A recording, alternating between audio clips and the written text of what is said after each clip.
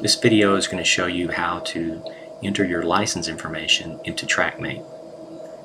The last part of the video is going to show you how to enter this same information on the web if you want to use the online entries as well. So I have TrackMate running, and so I can go to File, License, and this will open the TrackMate licensing information window. And you see it has two spaces, one for username and access code. And at the bottom, this yellow box indicates that these are invalid right now. So you should have received an email that has the information you need. So I'm going to pull one of those up. And this email shows some instructions at the top. And then a little further down, it has a username and an access code. So we're going to select this and copy, and then paste it into the username. You could just type these if you want. And then we'll select the access code, and copy, and paste. Now the license box at the bottom is showing that the license is okay and you can fully use TrackMate.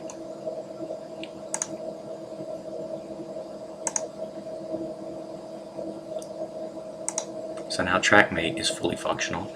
The second part is going to be entering this information into the web, onto the web for online entries. Now I'm going to show you how to update your license in your online entries account. I've logged into the web. This is my web browser. I've logged into the account, and so now I'm going to go into account settings, and under that we see that we have a login name, a username, and an access code, and this is what I'm going to update.